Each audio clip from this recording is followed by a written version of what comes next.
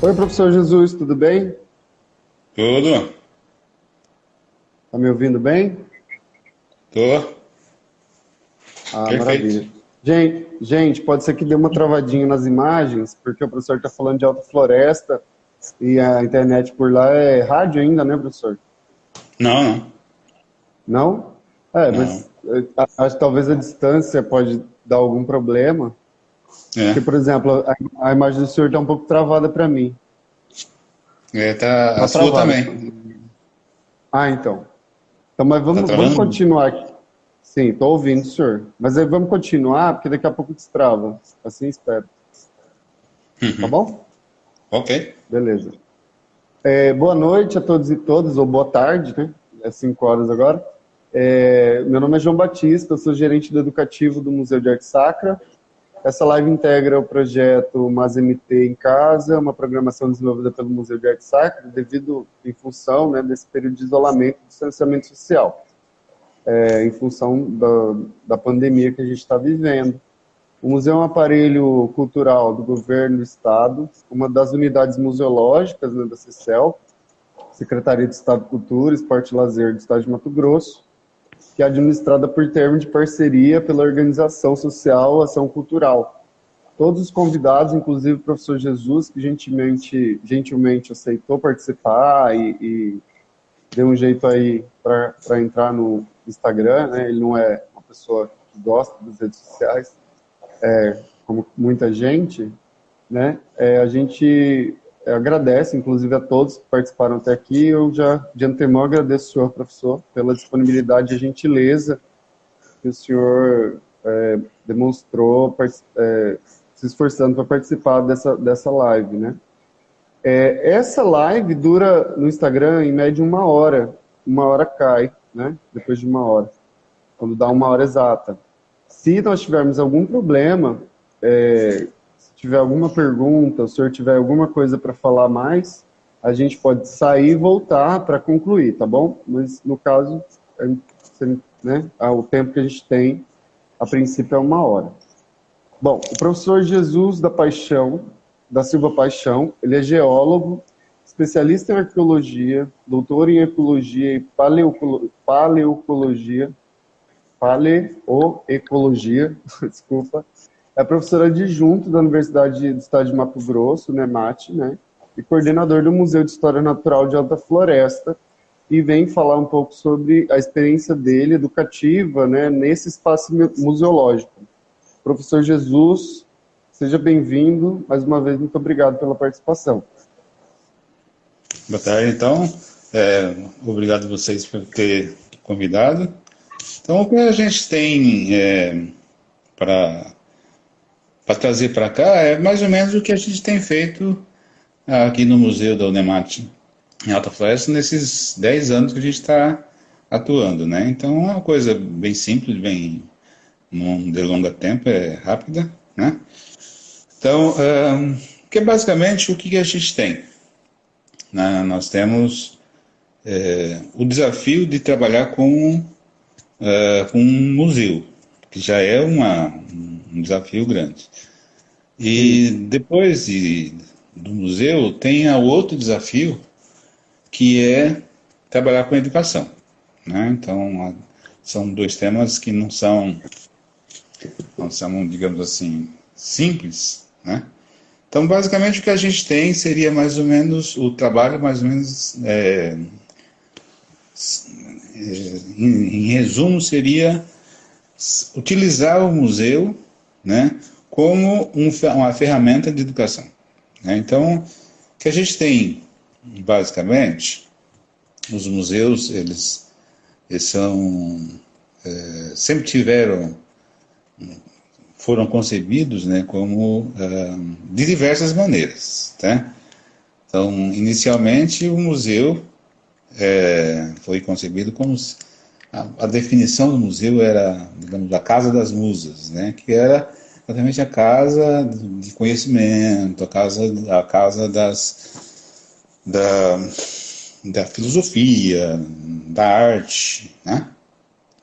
Depois passou para o museu sendo mais aquilo que a gente, boa parte hoje da ideia que a gente tem de um museu como sendo um local de depósito de coisas, né? Então,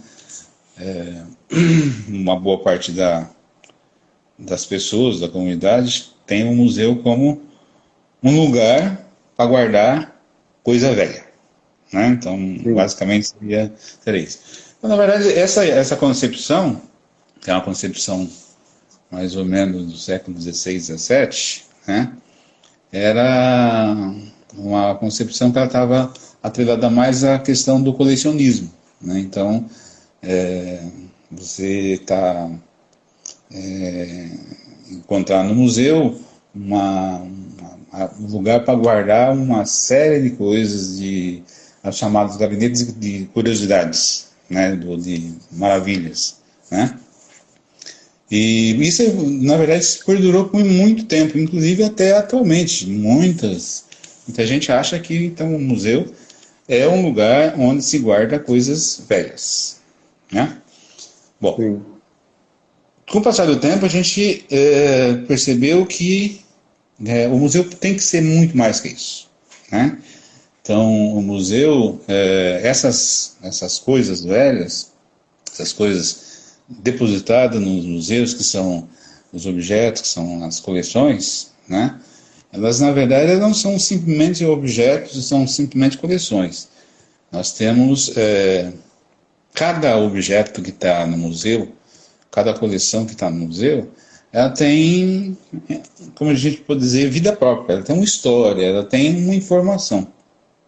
Então, com o passar do tempo, então, o que aconteceu foi que o museu ele foi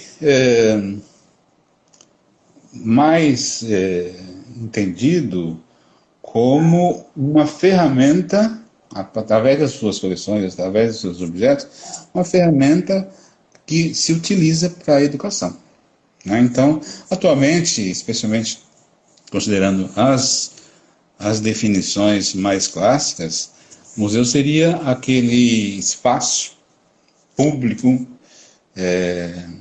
de acesso o mais fácil possível, que tem a responsabilidade de adquirir objetos, de estudar esses objetos e difundir esses objetos, as informações advindas desses objetos. Então, é como se fosse o museu tem a responsabilidade de dar vida, retomar a vida desses objetos. Então, essa que é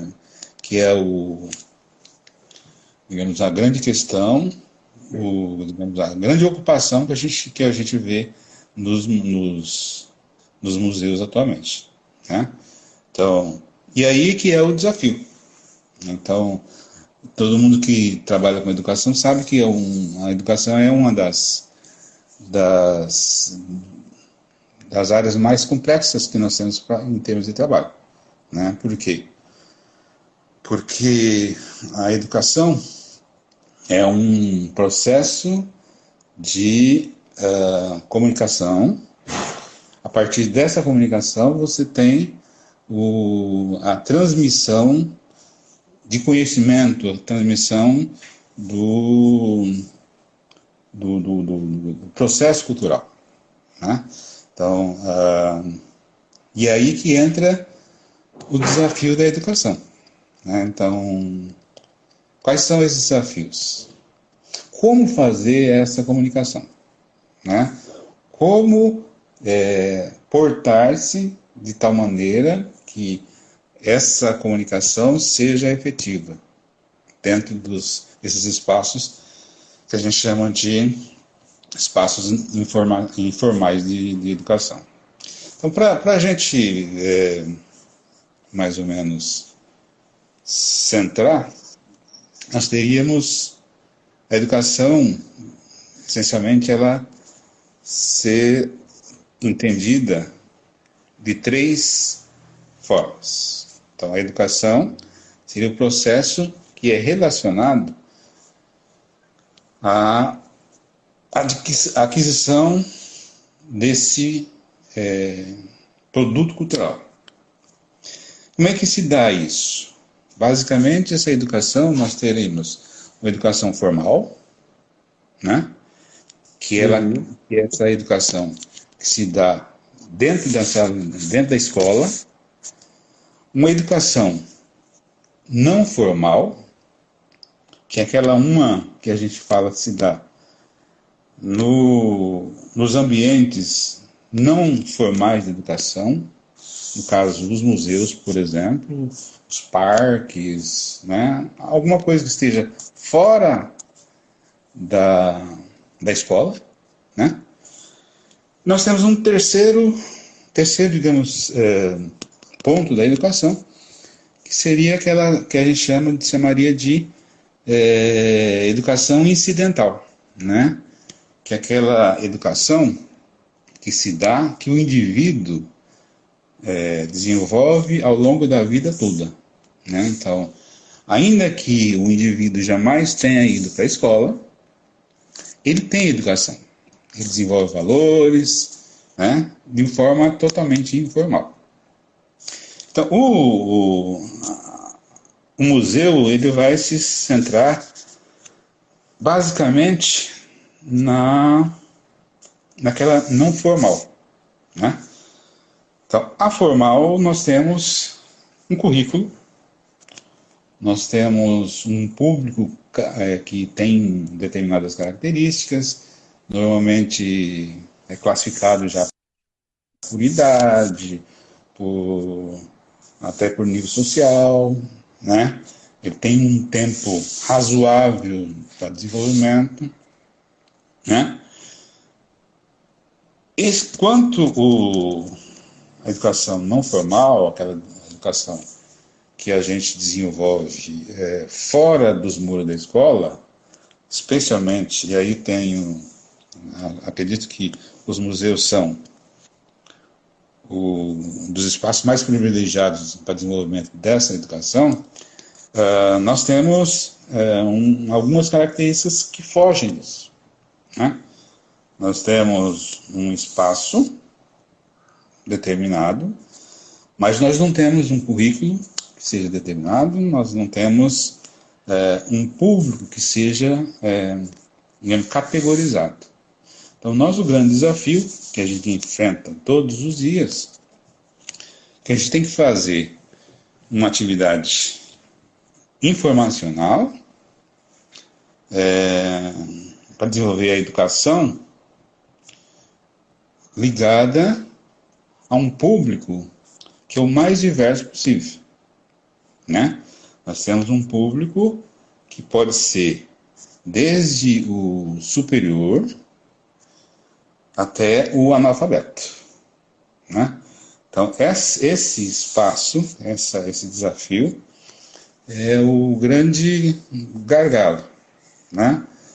Que a gente tem, que a gente passa no dia a dia, porque o tempo todo a gente tem que estar se reinventando no desenvolvimento de processos de comunicação, né? Então, o grande desafio é o que eu vou mostrar, o que eu vou apresentar para o meu cliente, meu público, né?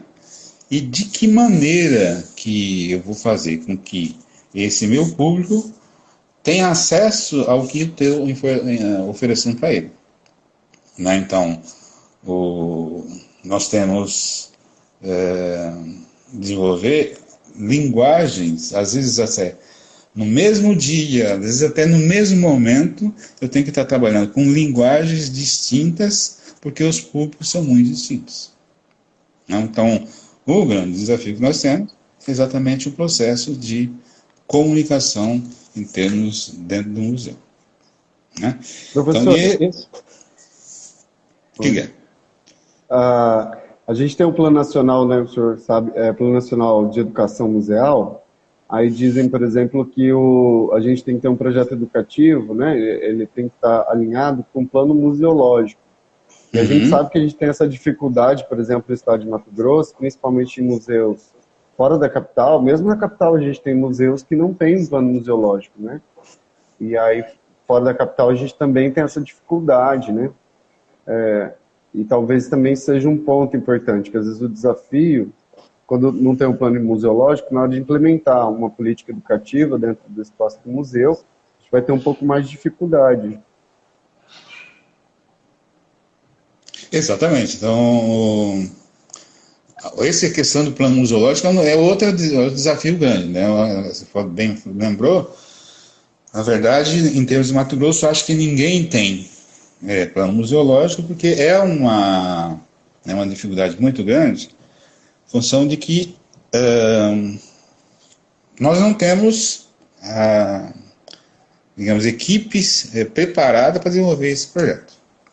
Então, nós já há algum tempo estamos tentando encontrar uma maneira de desenvolver esse plano museológico, mas a gente sempre acaba encontrando essa dificuldade, que é a falta de... Ou seja, não tem como fazer. Por enquanto, a gente não tem como fazer. E, evidentemente, um dos grandes itens desse plano, no plano museológico, seria exatamente o plano de comunicação e educação. Sim. E, por exemplo, o senhor está me ouvindo? Sim, sim. A gente, por exemplo, precisa de profissionais, né? Precisa de museólogo, né? Registrado para poder fazer. Aqui em Cuiabá, nós estamos em processo de finalização do plano museológico, né? O Museu de Arte Sacra. E, se não me engano, o Museu Dom Aquino também.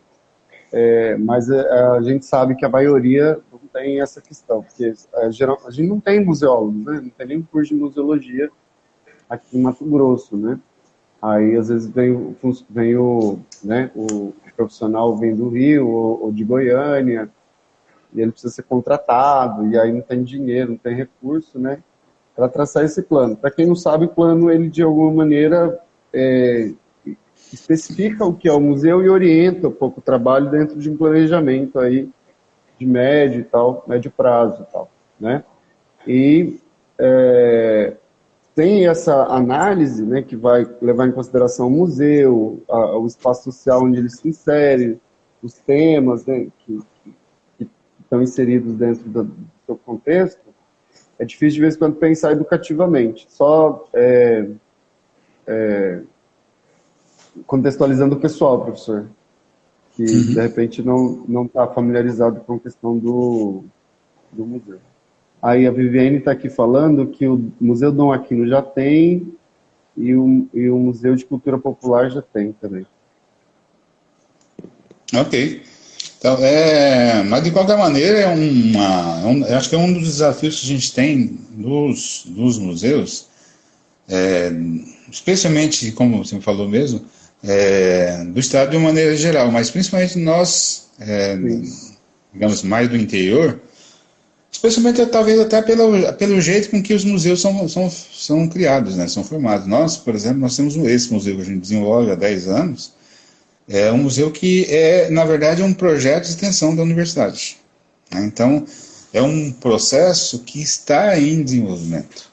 Né? Então, a gente já caminhou deu alguns passos, mas a gente percebe que ainda falta muito para a gente, digamos, dar uma formatação final da concepção de museu. Sim. Falta recurso, né, professor? E falta recurso, né? Principalmente recurso, e hoje a gente já tem assim digamos, uma certa facilidade, porque você tem alguns movimentos a nível nacional que estão se preocupando com a questão de acervos, que estão se preocupando com a questão do museu de uma maneira geral. Mas, de uma maneira geral, o que falta mesmo é recurso, política para a efetivação dos museus. Sim. certeza. Desculpa interromper o senhor pode tentar retomar de onde parou lá. O senhor estava falando dos desafios da educação dentro do espaço. Mas é basicamente o que a gente estava falando, né? Então, a gente tem, pegando esse gancho aí da questão do próprio plano museológico, né? Que a gente passa pelo desafio do recurso. Então, o que a gente tem nós temos nosso museu, que é um museu que a gente fala de Museu de História Natural. Então, na verdade, o que é um museu de história natural? É um museu que é um museu como aquele exemplo do Museu da Vida, né? Um museu que ele tem várias facetas. Então, nós temos arqueologia, nós temos paleontologia, nós temos zoologia, nós temos história, sociologia. Então, cada uma digamos, desses campos, ela...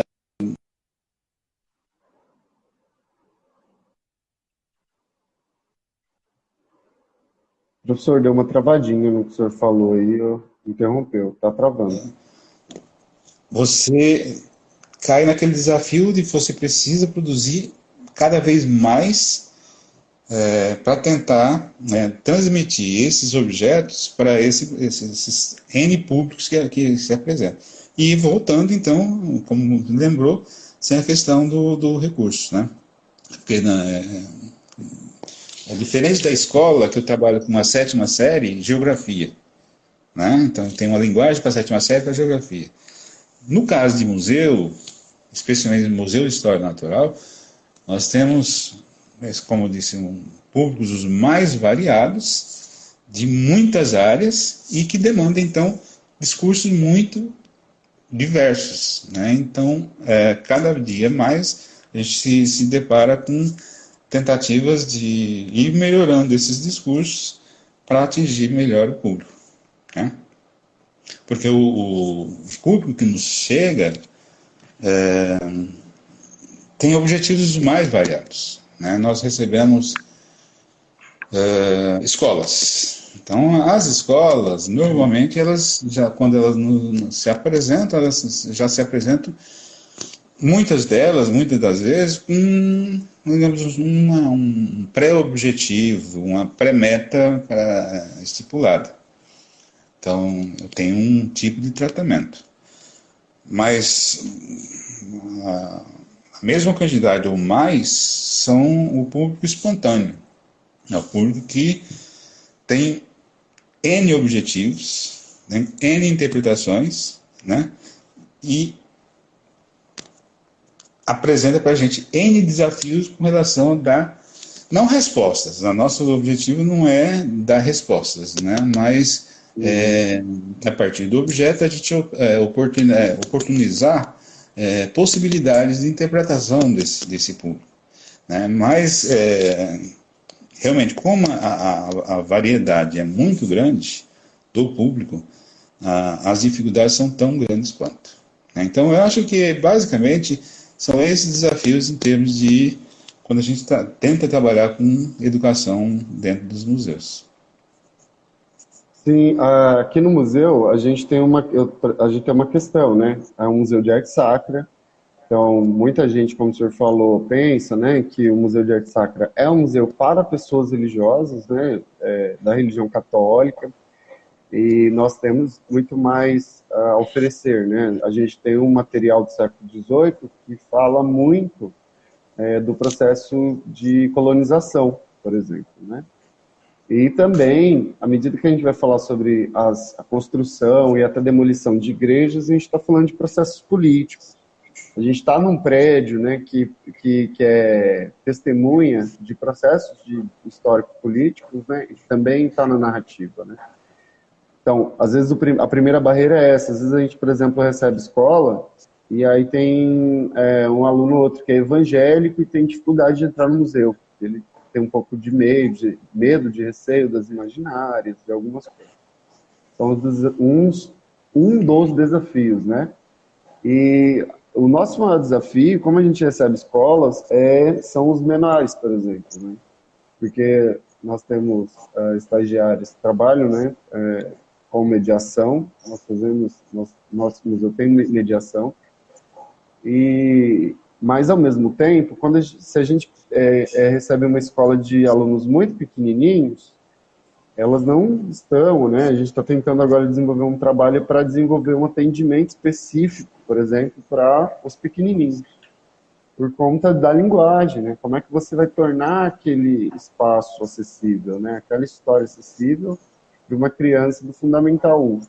Esse é um dos desafios que a gente tem aqui, por exemplo, né? Que a gente tem tido uma dificuldade. E todos os museus passam por isso. Que a gente, no caso da arte sacra, assim, vocês, no caso de vocês, como nós, na nossa, um exemplo assim bem, acho que se aproxima de vocês, no caso a questão nossa que a gente se enquadraria provavelmente num chamado Museu de Ciências, né? Então, a gente vai diferenciar aí de novo da escola, né, da educação formal. A educação formal vai ter um currículo, né? Eu sempre até falo para os meus alunos, você não precisa, o aluno, ele não precisa crer naquilo, mas ele precisa saber aquilo, né? Então, vamos pensar numa questão de evolução, por exemplo. A gente que é criacionista, não é evolucionista. Você não precisa passar a ser evolucionista porque você está estudando evolução. Você precisa aprender evolução. Ok? Sim. Bom, então, na escola, segundo o currículo, então, você tem que vencer aquele currículo.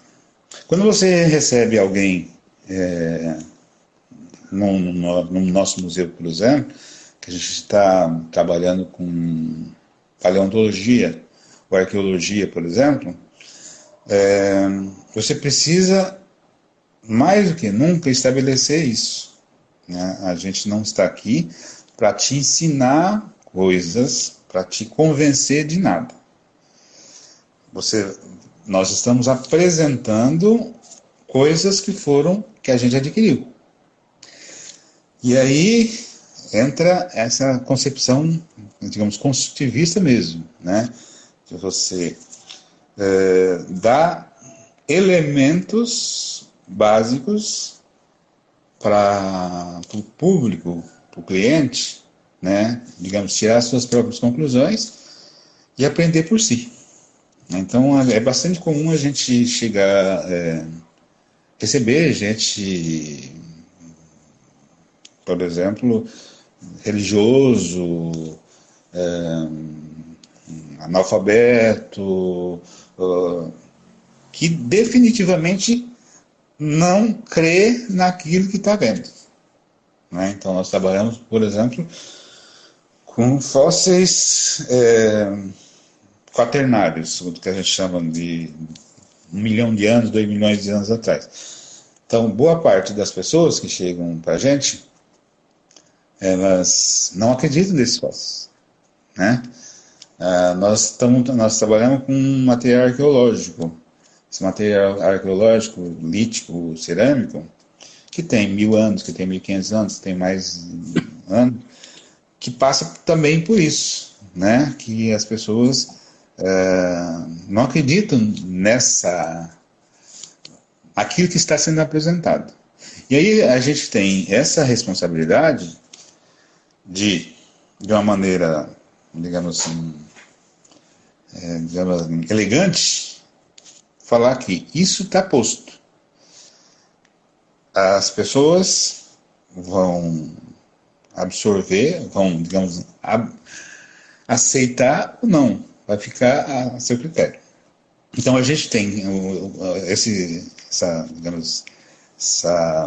a gente costuma dizer de alfabetização científica, tem esse desafio, né, de você apresentar de forma lúdica, de forma sensível, de forma terra, conceitos, mas deixando que o público é que vai absorver ou não absorver conforme a sua conveniência. Então, esse é um dos desafios que a gente tem em termos de comunicação, né? Então, eu não posso chegar para um grupo de pessoas de determinados grupo que nos vem, digamos assim, enfiar essa coisa de goela abaixo, digamos assim, como a gente costuma ver, receber e passar nas escolas, né? As pessoas estão ali, às vezes, com outros interesses, né? É muito comum, inclusive, que a gente tem observado, né, e isso é muito importante, que as pessoas passam uma vez só para dar uma olhada, olha com um certo ceticismo, ouve com mais ceticismo ainda, né? Sai mais desconfiados. Só que muitas dessas pessoas, elas voltam, né? E voltam, e voltam, e voltam, e aí esse processo de, digamos, convencimento, digamos assim, a gente percebe que se dá. Então, é um processo que não é um processo longo, é um processo meticuloso, né? Então, isso que acho que esse é um dos grandes desafios e das coisas que mais, digamos assim, compensam para a gente que trabalha nisso, né? Você não querer convencer por convencer. Você oferecer elementos para que o teu público se convença, absorva ou não, né? Continue do jeito que está. Você não existe essa obrigação, essa responsabilidade de que o público, digamos, se encha disso e, digamos assim, entre aspas, engula tudo que você coloca. Mas você dá essa oportunidade para ele. Professor, eu tenho duas curiosidades agora, elas não estão relacionadas, mas só para não esquecer, vou fazer as duas perguntas. A primeira, eu queria saber do acervo, esse acervo que o senhor tem lítico aí, ele é da região, de povos indígenas da região. A segunda pergunta, eu queria um pouco saber do cotidiano do museu, para saber qual é a realidade, questão se vocês trabalham com mediação, se vocês têm funcionário, eu sei qual o tamanho da equipe, mais ou menos, e quais dificuldades vocês encontram na prática para lidar com o museu. Primeiro, com relação ao acervo, a gente tem o acervo que a gente tem, basicamente é da região, né? Então, o próprio museu ele surgiu, a ideia de criar o museu foi quando, há cerca de 20 anos atrás, quando a Unemat apareceu aqui na região, nós tínhamos os garimpeiros, né, aqui da região do Teres Pires, eles tinham uma série de achados, né, alguns fósseis da megafauna. E evidentemente ninguém sabia o que era aquilo. Então, eles começaram a trazer para a gente dar uma resposta, para saber de que se tratava, para que servia, né? Bom, aí a partir daí, nós começamos, a partir do que essas primeiras informações começaram a surgir, mais pessoas procuraram a gente. Antes era só fósseis. Aí começou a aparecer que nós temos muito caso de achados de material arqueológico, tanto lítico quanto cerâmico. Então, como a gente começou digamos assim, a soltar algumas informações a respeito do material que estava chegando para a gente, outras pessoas vieram trazer esse material. Então, material cerâmico, material lítico e os fósseis, né? E depois outras coisas. E a partir daí, chegou a coisa que não tinha mais sentido, antes ficava na minha casa, né? Então a gente sentia a necessidade então de criar um espaço em que esse material pudesse ser estudado e ser publicizado, né? Ser colocado à disposição da comunidade. E aí criou então esse Museu de História Natural, né? Bom, De uma maneira geral, o museu, então, ele está sendo feito, né? É um projeto de extensão universitária da Universidade do Estado de Mato Grosso. Nós não temos, eu sou coordenador, que é digamos, uma das minhas incumbências enquanto docente, está ligado à atividade de extensão e pesquisa, então eu sou o coordenador. Nós temos mais 2 professores que são colaboradores. Não temos ainda nenhum servidor específico do museu. Então nós temos que a gente trabalha com estagiários. Então são bolsistas, normalmente a gente tem 2 bolsistas que são pagos pela universidade e mais pessoas que são voluntários. Maravilha. E das pessoas, os voluntários, eles se organizam numa associação, amigas do museu, alguma coisa assim?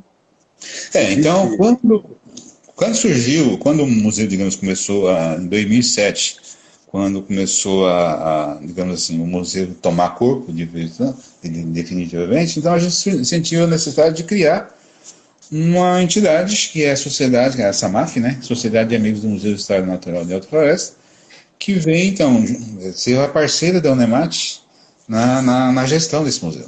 Né? Então, especialmente no que tange a captação de recursos, a promoções, então nós temos esse braço da Unemat que toca o museu.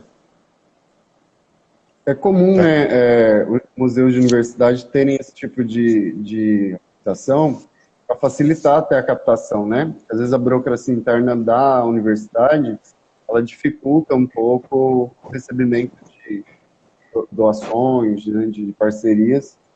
Muitas vezes essas entidades facilitam um pouco, né?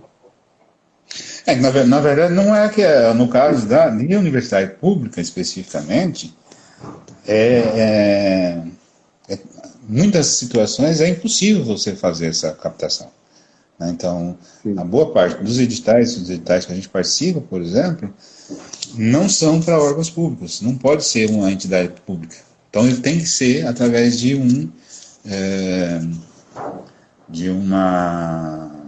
no caso, uma ONG como a gente criou. Né? O início de tudo foi a própria construção do museu. Né? Então, quando, cerca de 15 anos atrás, quando a gente tinha esse acervo já em processo de desenvolvimento, a gente sentia a necessidade de que precisaríamos criar esse espaço. Bom, se a gente fosse depender, evidentemente, da universidade, né, criar esse espaço, isso não teria corrido. Né, em função das características que temos, as dificuldades que nós temos, tudo. Então, qual que foi a saída? Através do Fundo Estadual de Cultura, foi apresentado o projeto. Na época nós ainda não tínhamos essa MAF. Então o projeto saiu no meu nome enquanto pesquisador. Né? Então, porque se fosse pela universidade não teria saído. Então eu, como digamos parceiro do museu, fui o responsável pela captação, pela construção do museu e aí a transferência para a universidade. E assim a gente continua até hoje, só que agora com essa entidade.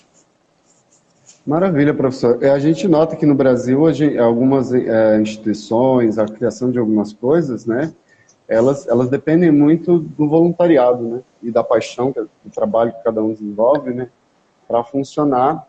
Porque tem um lado negativo, obviamente, né, que demonstra que a gente tem um poder público ausente dessas pautas que são importantes para a cultura, né, e ao mesmo tempo demonstra que nós temos sorte de ter pessoas apaixonadas como o senhor e como uma série de pessoas que guardam as coisas em casa antes de um acervo em casa, por exemplo, né, antes de que para começar, para pensar no museu depois, quer dizer, quem guardaria esse acervo, guardar na minha casa,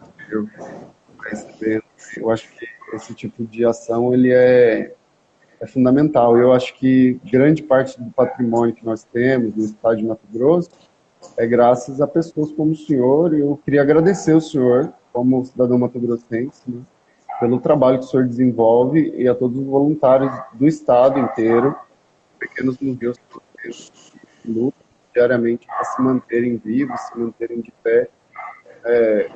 E tem, como o senhor, um monte de gente que faz isso por paixão, né?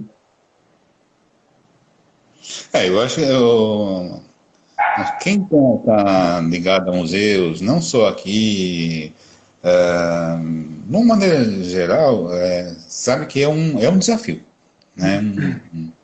É uma coisa que realmente é muito desafiadora, porque exatamente pelas dificuldades que a gente tem, né? Mas é extremamente gratificante. Nós tivemos um evento há algum tempo lá em Brasília com os museus do mundo inteiro, né? E o que a gente percebeu é que, de uma maneira geral, os museus, aí como a gente chegou à conclusão, existem museus pequenos, museus grandes, museus públicos, museus privados.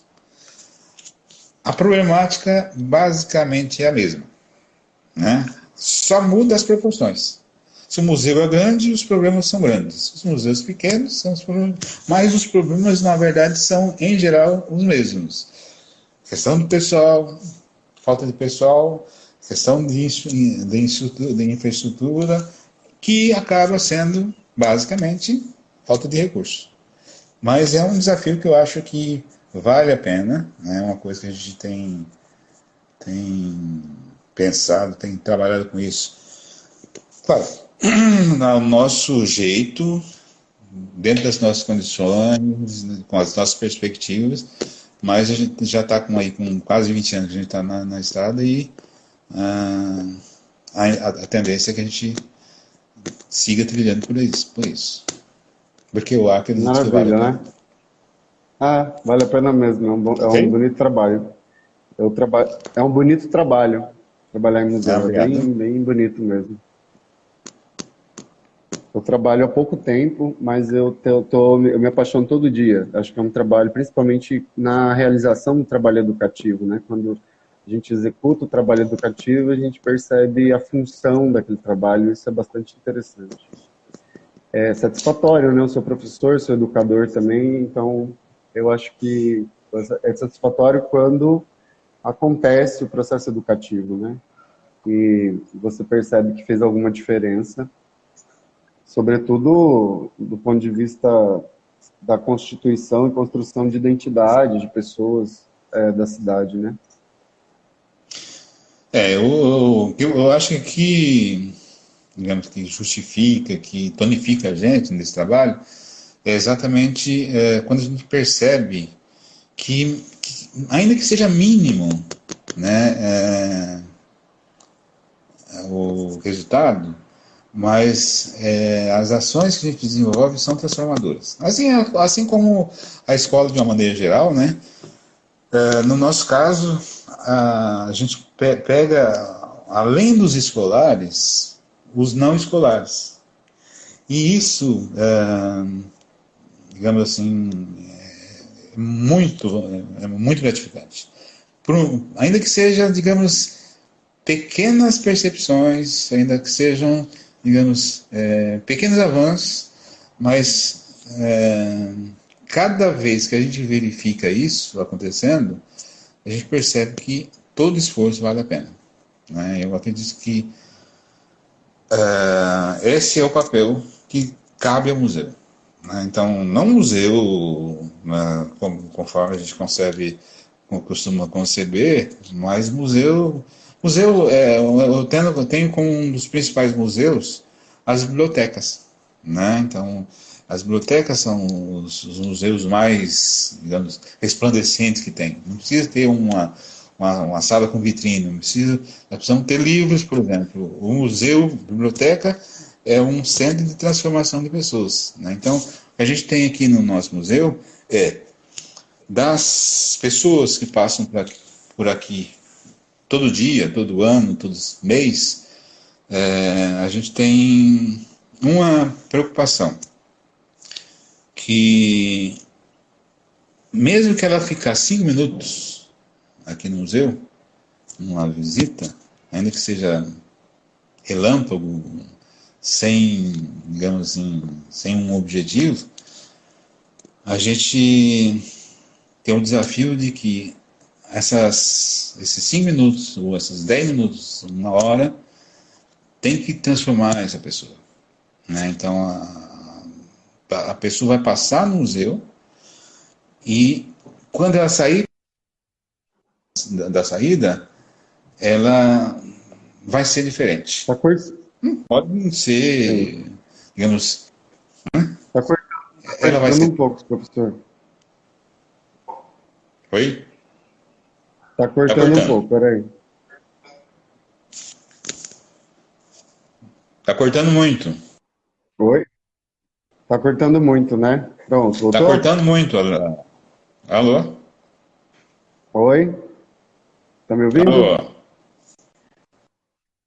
Oi, Ah, tô alô. ouvindo, mas tá cortando. Tá sim. Eu não tô Ok? ouvindo Tá também. Tá complicado. Tá me ouvindo? Eu tô sim? Oi? Sim, tô ouvindo. Tá. Professor, a gente vai, daqui a pouquinho já termina o horário e já vai cair a, a, Uhum. a live. Aí eu queria já encaminhar para a gente finalizar. Uhum. Queria já de antemão agradecer a participação do senhor, todo o esforço que o senhor fez para poder estar aqui. Agradeço de coração mesmo. Muito obrigado, muito prazer imenso conhecer o senhor, conhecer o seu trabalho, conhecer sua paixão, sua dedicação a esse espaço educativo importantíssimo para o estado de Mato Grosso. E assim, eu agradeço como cidadão mato-grossense, como disse, né, e assim como agradeço o senhor, agradeço todo mundo que se esforça para manter esses espaços abertos e funcionando e que acredita e entende a importância desses espaços. Ok, eu que agradeço pela oportunidade de falar sobre o trabalho que a gente desenvolve e eu continuo à disposição. Né? O que a gente puder contribuir nesse sentido, estamos à disposição. Um abraço. Maravilha. Gente, olha só avisar um negócio aqui, professor. Às 19 horas nós vamos ter a live com a professora... A... Ai, meu Deus, Josenaide. esqueci. Josenaide, isso, de Rondonópolis, desculpa. A professora Josenaide, às 19 horas, ela é representante, né, ela coordena a REMP Mato Grosso, que é a rede de educação em museus e patrimônio, tá? É a rede de pessoas que trabalham com educação, né? De educadores em museu e patrimônio, que é, na verdade, um movimento, né, social importante, né, de pessoas que envolvem o estado inteiro e que está lutando faz tempo para a implementação do sistema estadual de museus. O que é um sistema estadual de museus? Seria a organização, né, um levantamento desse acervo, desses espaços também, um planejamento estatal, né, para financiamento, para tudo isso que a gente pautou aqui como problema, que o professor Jesus mostrou, que demonstrou, que são essas deficiências de cada um desses instrumentos museológicos aí, essas instituições museológicas, tá? E também nós vamos ter, tá, uma homenagem à arquiteta Berenice Pinto da Costa Rodrigues, que faleceu há pouco tempo, que é mestra pelo IFAM aqui em Cuiabá, né? E ela foi responsável ela é especialista em restauro e foi responsável pela revitalização do obelisco lá da Praça do Porto e também do chafariz do Mundel. E aí na live haverá uma homenagem e também também haverá a gente vai ter um post também no Instagram, né, sobre ela, homenageando o trabalho dela, e é uma grande perda para a gente, a morte, né, o passamento aí da Berenice nesse momento. Então, todo mundo avisado, 19 horas, nova live, assunto importante também sobre museus, Professor, mais uma vez, muito obrigado. Eu agradeço todo mundo que participou aqui dessa live. Vocês são maravilhosos, não nos deixam sozinhos aqui, e eu fico muito feliz e muito grato. Professor, eu espero em breve conhecer esse espaço aí do senhor, na Alta Floresta, assim que der. Então, estamos aqui, à disposição. Beleza, maravilha. Vamos fazer um encontro aí de museus em Alta Floresta, que a gente já conhece a cidade, conhece o espaço. Tá. O convite está feito. Maravilha. Convido todo mundo também que não é de Alta Floresta a visitar, e quem for de Alta Floresta e não conhece, vá também. E quem conhecer gente que não foi, leve as pessoas. Visitem os museus. Visitem os museus. Depois da pandemia, claro. Agora não, agora fique em casa. Depois da pandemia, visitem os museus, vá ao teatro. Vamos incentivar a cultura, do nosso estado, os artistas, os trabalhadores da cultura do nosso estado. Beleza?